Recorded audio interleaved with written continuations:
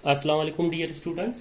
Chapter 2 का ये जो सेकंड लेक्चर है, यानी कि ये चैप्टर 2 का 2.1 लेक्चर कंसीडर पहले हो चुका है, 2.2 कंसीडर अब होगा। तो देखें, कुछ मैं यहाँ पे बताना चाहता हूं कि कोलिनियर वेक्टर जो है,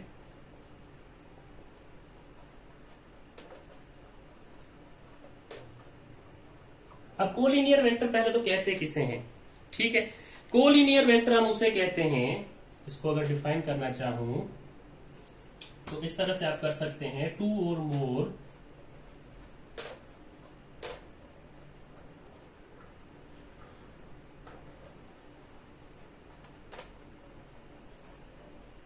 line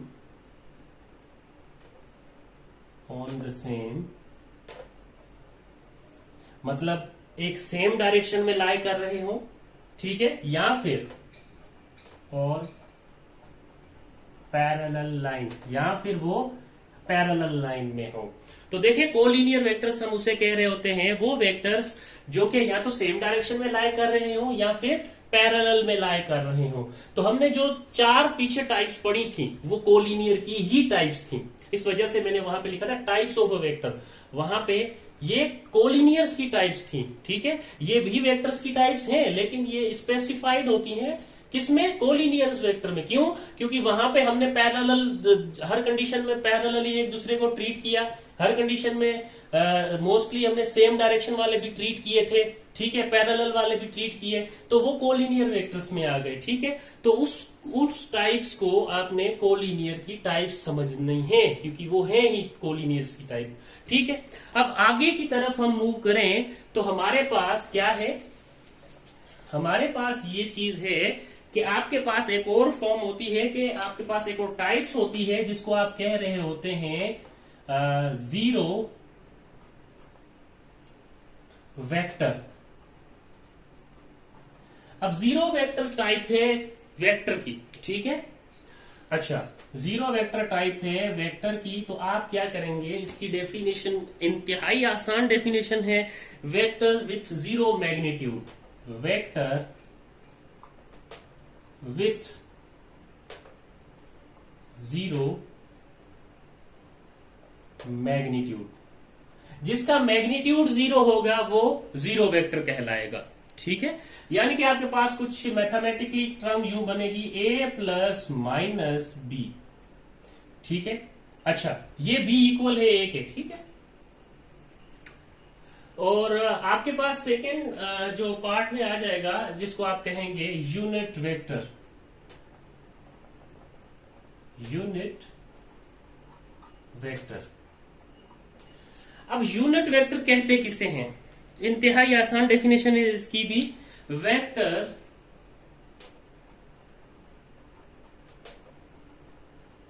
whose magnitude is unity या फिर 1। ऐसा वेक्टर जिसका मैग्नीट्यूड यूनिटी हो या फिर 1 हो, उस वेक्टर को आप यूनिट वेक्टर कहेंगे, ठीक है। अच्छा, ये थी इसकी डेफिनेशन। अगर हम इसको एक फॉर्मूले से रिप्रेजेंट करें तो आपकी बुक में कुछ यूं इसका फॉर्मूला गिवन है, A arrow head is equal to vector A divided by its magnitude. ये इसको कैलकुलेट करने का फॉर्मूला समझ लें, यूनिट वेक्टर का। ये फॉर्म से हम इसको कैलकुलेट कर रहे होते हैं, ठीक है। अब कोई भी यूनिट वेक्टर लें, आप कोई भी यूनिट वेक्टर लें, ठीक है, उसको आप इस फॉर्मूले से ट्रीट करके सोल्व कर सकते हैं। Let suppose 3i plus 6j minus 2k। आपके पास एक वेक्टर है a, 3i plus 6j minus 2k। तो आपके पास यूं हो, what is the magnitude of unit vector A. ये क्वेश्चन हो इस तरह से, क्वेश्चन 1 कि a इज इक्वल टू है ये, तो what is the magnitude of unit vector A. तो आपके पास ऑप्शन मौजूद होने चाहिए कुछ इस तरह से, ए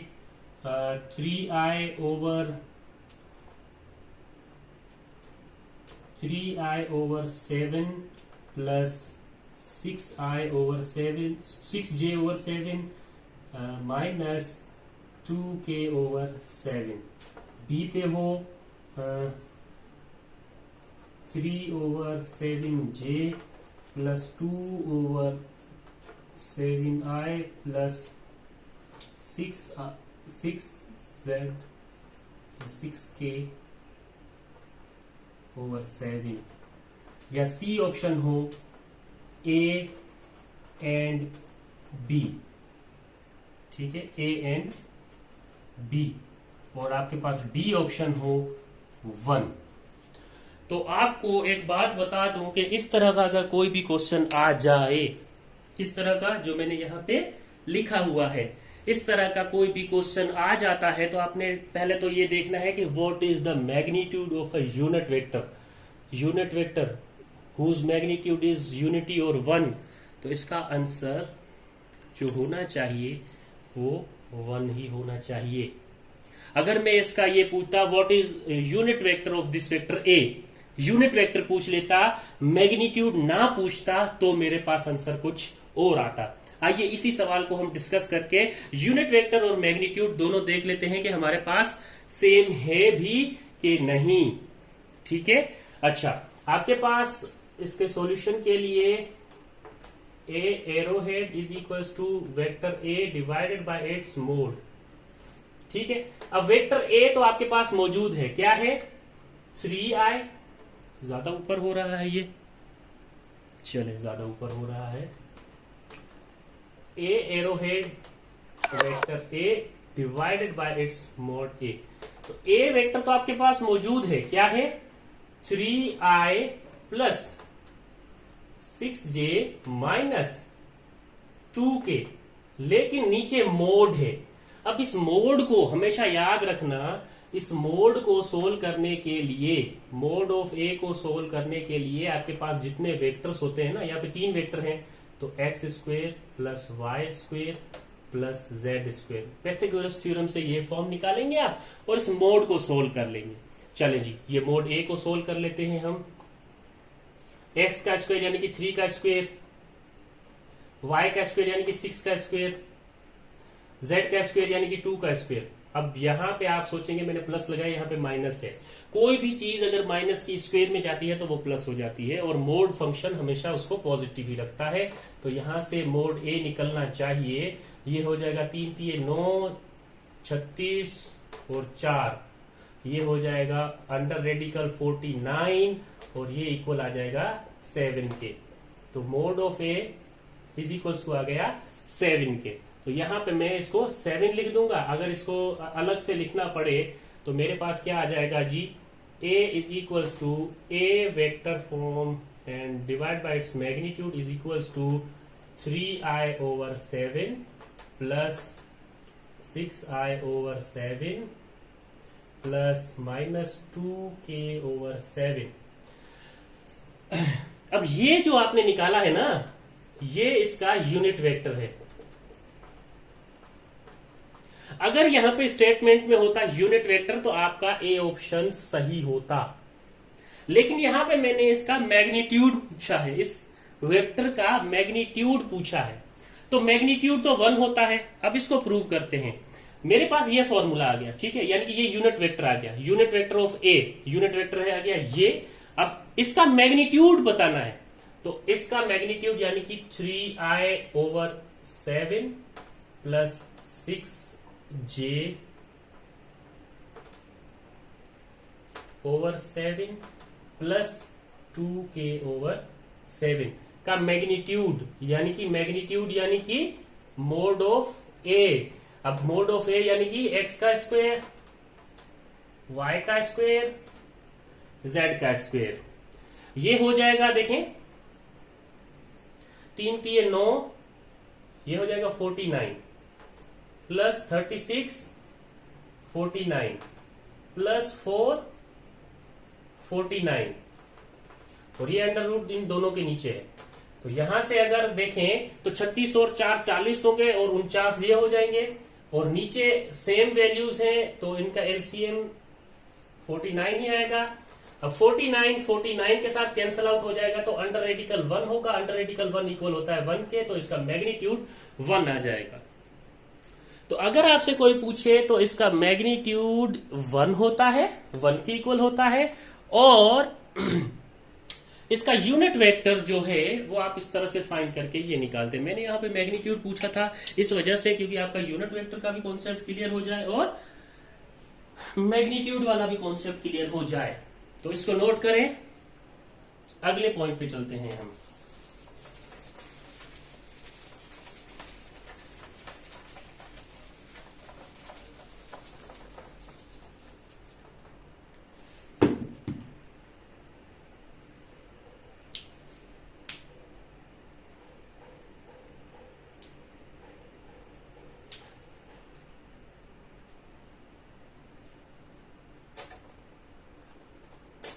उसके बाद नेक्स्ट टाइप है पोजीशन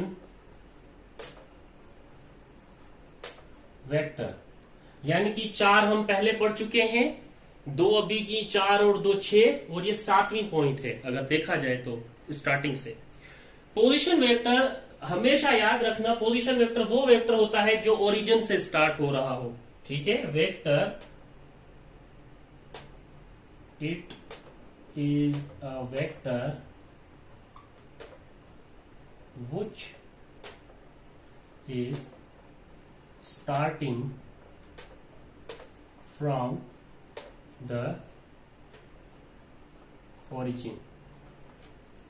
ठीक है, वो वेक्टर जो के ओरिजिन से स्टार्ट हो रहा हो उसको आप कह रहे होते हैं पोजीशन वेक्टर। जैसे आपने प्लेन को देखा है ना, एक्स वाई प्लेन को, एक्स वाई प्लेन आपने देखे हैं, तो जो वेक्टर इस ओरिजिन से स्टार्ट हो रहा होता है वो पोजीशन वेक्टर होता है, और वो पोजीशन बता रहा होता है किसी भी एक स्पेसिफिक पॉइंट की। लेट सपोज ये यहाँ पे कुछ नंबरिंग होती है आपके पास गिविंग, और ये पार्टिकल आपका यहाँ पे पड़ा हुआ है, तो ये वेक्टर क्या करता है, ओरिजिन से स्टार्ट होने वाला वेक्टर उसकी पोजीशन को बता रहा होता है। तो ऐसे वेक्टर्स को आप कह रहे होते हैं कि ये पोजीशन वेक्टर है। तो मोस्टली हमने टाइप्स वो कवर कर ली हैं जो हमारी बुक में गिवन है। अब आते हैं हम वेक्टर एडिशन पे। वेक्टर्स एडिशन कैसे होती है, हम कैसे कर रहे होते हैं, ये जरूरी है। वेक्टर एडिशन के लिए, एडिशन ऑफ वेक्टर्स के लिए भी कुछ टाइप्स यूज होती हैं, यानी कि एडिशन ऑफ वेक्टर की बात करें आप, एडिशन ऑफ वेक्टर। ठीक है, एडिशन ऑफ वेक्टर्स की बात करें आप तो आपके पास एक ग्राफिकल मेथड होता है और एक एनालिटिकल मेथड होता है। ठीक है, एडिशन ऑफ वेक्टर के लिए आपके पास ग्राफिकल मेथड होता है और एक मेथड होता है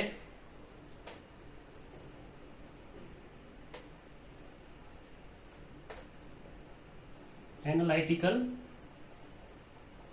मेथड। ठीक है, एनालिटिकल मेथड में आपके पास 2 और टाइप्स आ जाती हैं इसकी फर्दर, जिसको आप कह रहे होते हैं cosine law and cos law.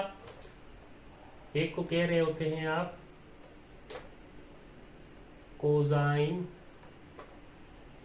Law और दूसरे को कह रहे होते हैं आप साइन लॉ। और इसी तरह ग्राफिकल रिप्रेजेंटेशन में आ जाता है आपके पास हेड टू टेल रूल, और सेकेंड पे आ जाता है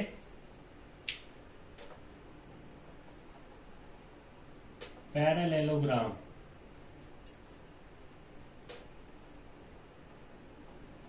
method. Head to tail rule और या फिर पैरेललोग्राम मेथड आ जाता है। तो वेक्टर एडिशन में हमें इन चीजों की जरूरत होती है। हेड टू टेल रूल को अगर देखें, हेड टू टेल रूल को अगर हम देखें, यहां पे मैं फिर से मेंशन कर देता हूं,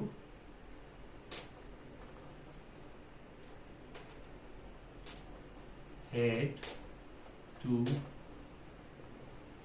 टेल रूल। अगर हम हेड टू टेल रूल को देखें, ठीक है, होता क्या है, हमेशा एक बात याद रखें कि आपके पास रिजल्टेंट वेक्टर जो है वो क्या कर रहा होता है, दो वेक्टर्स को ऐड कर रहा होता है। रिजल्टेंट वेक्टर, ठीक है, रिजल्टेंट वेक्टर दो वेक्टर्स को ऐड कर रहा होता है। उसकी खासियत यह होती है कि उस रिजल्टेंट वेक्टर की टेल से टेल कनेक्टेड होती है और हेड से हेड कनेक्टेड होती है। वहां पे आप आइडेंटिफाई करते हैं कि ये वेक्टर का रिजल्टेंट है।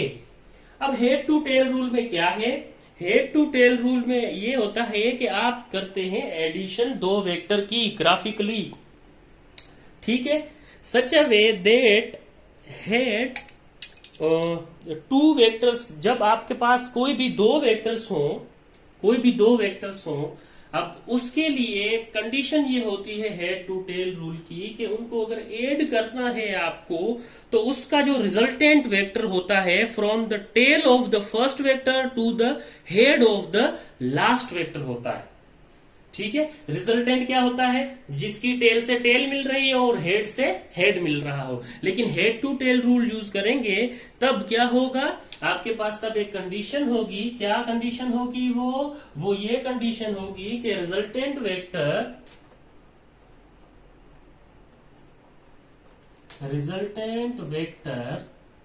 ठीक है, इसके बारे में मैंने अभी बताया, resultant vector from the tell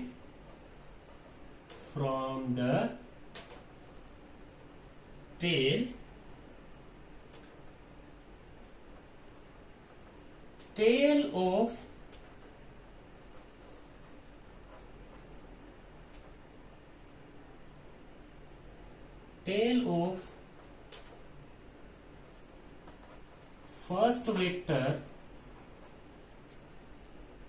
to the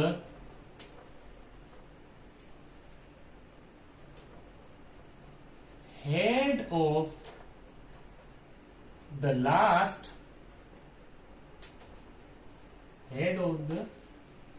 vector, ठीक है।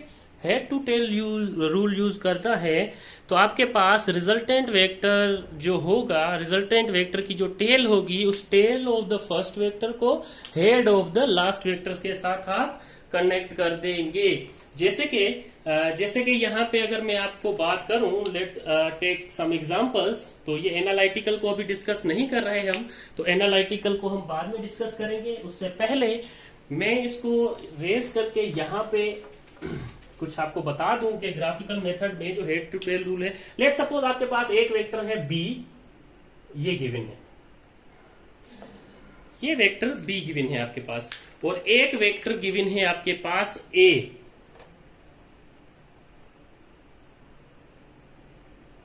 पहले वेक्टर आपके पास, पहला वेक्टर जो है वो ए है लेट सपोज, और दूसरा वेक्टर जो है वो बी है। आपने क्या करना है, इस ए वेक्टर को ऐड करना है बी वेक्टर के साथ, तो आपके पास क्या होना चाहिए according to head to tail rule, ठीक है। हेड टू टेल रूल ये कहता है कि आपके पास फर्स्ट वेक्टर जो है ए, उसकी फर्स्ट वेक्टर ऑफ, ये देखें यहां से लिखा हुआ resultant of vector from the tail of first vector. अब फर्स्ट वेक्टर की टेल से लास्ट वेक्टर की हेड पे कनेक्ट करेंगे तो आपका head to tail rule addition के तौर पे यूज होगा। तो देखें आपके पास सेकेंड वेक्टर है ये वाला बी, इसी डायरेक्शन में रखें। चलें अब देखें हमने क्या करना है, कनेक्ट करना है फर्स्ट वेक्टर के टेल से towards the second vector of head, ये सेकेंड वेक्टर ऑफ हेड। तो ये जो आपके पास आ जाएगा वो इसका रिजल्टेंट होगा, इसको ऐड कर रहा है, ठीक है। तो यहां पे ये आर इक्वल टू हो जाएगा ए वेक्टर बी को ऐड कर देगा, ये फॉर्म हो जाएगी इसकी, ठीक है। इसी तरह से अगर आपके पास एक और एग्जांपल होता, ये एग्जांपल 1 है, एक और एग्जांपल में अगर ले लूं आपको समझाने के लिए फर्दर कि हेड टू टेल रूल कैसे यूज करते हैं, पहला वेक्टर लेट सपोज आपके पास जो होता वो ये पी वेक्टर होता, ठीक है। दूसरा वेक्टर आपके पास ये क्यू वेक्टर होता,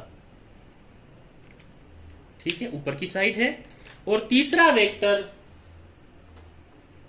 ये एम वेक्टर होता। ये तीन वेक्टर्स को अब आपने ऐड करना है, तो आपने बताना है कि P plus Q plus M क्या होगा, ठीक है, कैसे होगा, ठीक। अब आपने आइडेंटिफाई करनी है फिगर। चले, पहला वेक्टर आपने same as it is draw कर लेना है, पहला वेक्टर, चले जी, पहला वेक्टर। दूसरा वेक्टर भी उसी तरह से आपने उसी डायरेक्शन में गिवन है, जिस डायरेक्शन में उसी में ड्रॉ कर लेना है, ये दूसरा वेक्टर। थर्ड वेक्टर भी उसी तरह ड्रॉ कर लेना है, ये थर्ड वेक्टर। अब देखें क्या कह रहा है, tail of the first vector to the head of the last vector, tail of the first vector to the head of the last vector. तो आपके पास ये P Q और ये था M, तो ये अब हो गया एडिशन में, तो आपके पास R इज इक्वल्स टू आ गया,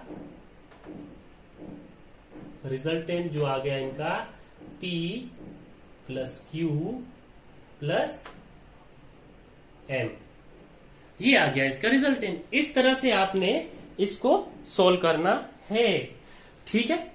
इस पे क्वेश्चंस कुछ बनाऊंगा मैं, वो क्वेश्चंस आप जरूर अटेम्प्ट कीजिएगा, लेकिन फिलहाल इसको यहां पे रखें। ये मोस्ट इंपोर्टेंट थिंग थी, आपको याद रखनी है। इस पे क्वेश्चंस आते हैं, इस पे क्वेश्चंस बनते भी हैं, तो ये चीज आपने याद करनी है। अब आ जाता हूं मैं पैरेललोग्राम, ठीक है। देखिए, second head to tail rule तो हमें पता चला कि हमें ऐड कैसे करना है। अब आ जाते हैं हम पैरेललोग्राम पे। चले,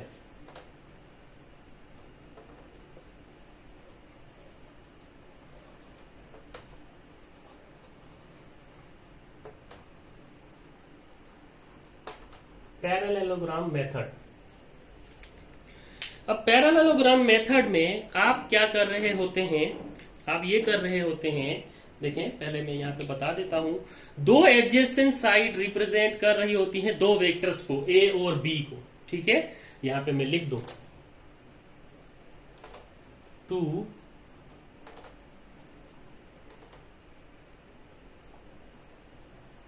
two adjacent side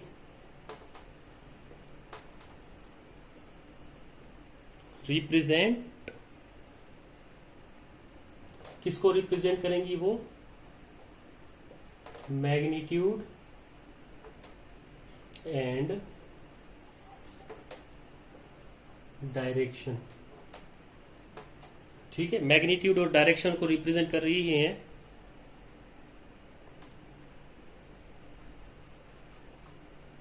direction two vectors A and B। Parallelogram method में आपके पास दो एडजेसेंट साइड रिप्रेजेंट कर रही होती है मैग्नीट्यूड और डायरेक्शन को, दो वेक्टर्स होते हैं, वो होते हैं A और B वेक्टर्स, ठीक है। और इसका जो की पॉइंट है सेकंड, वो ये की पॉइंट है कि फिर क्या हो रहा होता है, दो एडजेसेंट साइड तो रिप्रेजेंट कर रही होती है डायरेक्शन और मैग्नीट्यूड को, उसके बाद क्या होता है, इसके जो डायगोनल होता है,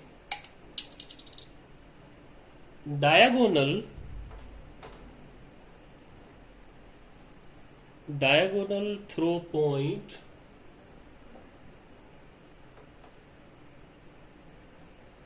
represented magnitude and direction,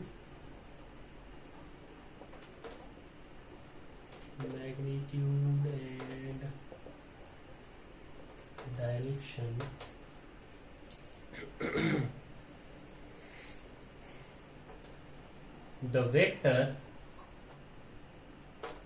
A plus B, ये होता है important role.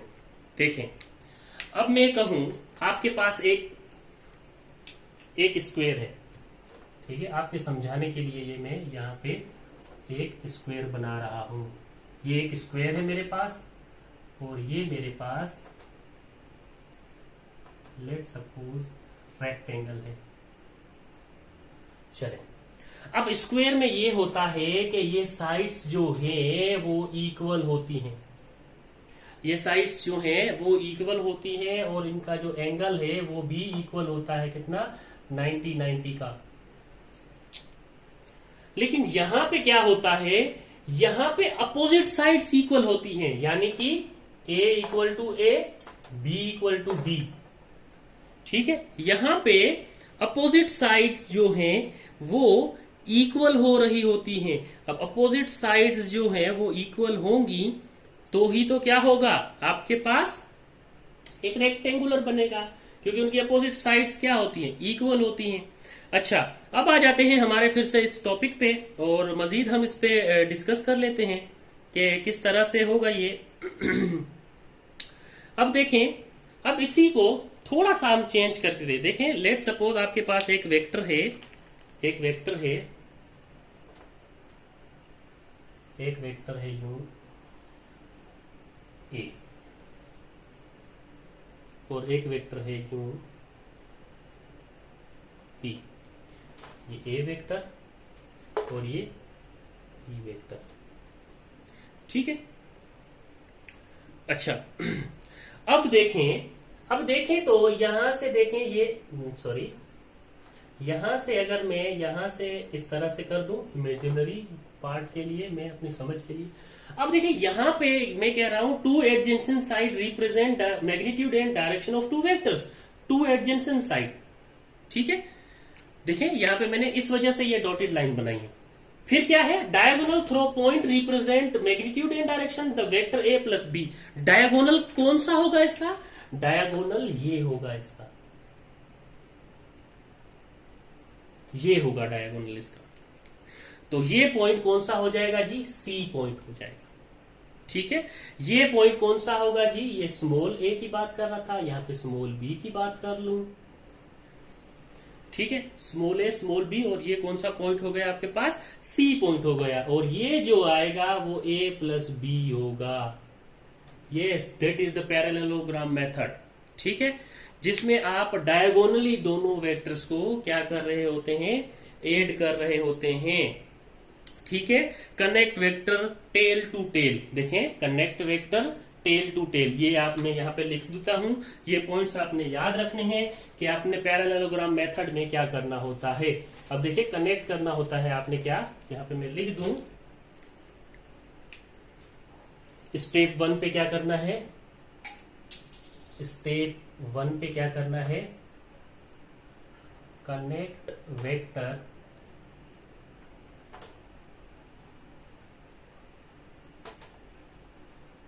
Tell to tail, vector को कनेक्ट करना है tell to tell.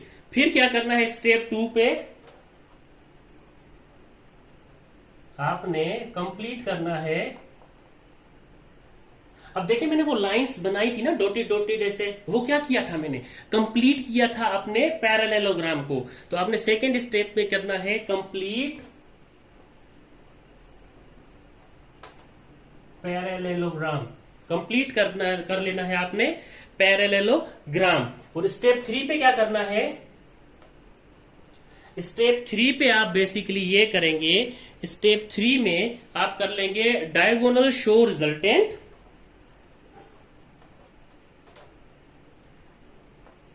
Diagonal show resultant. Diagonal show कर रहा होगा किसको, रिजल्टेंट को, which is starting from the common point, which is starting from the common point. जैसे मैं कॉमन पॉइंट ओरिजिन पॉइंट से मैंने डायगोनली एक लाइन खींची थी, उसको वेक्टर सी का नाम दिया था, वो यही है। ये 3 स्टेप्स आपने याद रखने हैं फॉर द पैरेललोग्राम मेथड के लिए। चले, अगर इसकी आपने एक्चुअल फिगर देखनी है तो वो भी हम यहाँ पे रिप्रेजेंट कर लेते हैं या बना लेते हैं। ये नोट कर लें, स्क्रीनशॉट ले लें, जो भी करें ले लें जल्दी से। तो मैं फिगर उस तरफ बना देता हूं जहां पे मैंने हेड टू टेल रूल को डिस्कस किया हुआ है, ये मिटा देते हैं हम। अच्छा, अब यहां से पैरेललोग्राम की एक प्यारी सी शक्ल बनाने की कोशिश करते हैं। लेट सपोज आपके पास एक वेक्टर है, ये वेक्टर ए, ठीक है, और एक वेक्टर है आपके पास ये, जिसको आप कह रहे हैं वेक्टर बी। अब क्या कर लेना है आपने, अब आपने पैरेललोग्राम बना लेना है।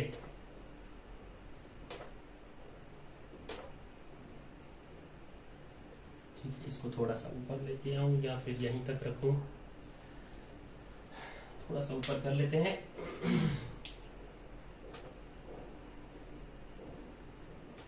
इस तरह से, और यहां से हम क्या करेंगे, हम इस तरफ वाला भी पोर्शन कंप्लीट करेंगे। ये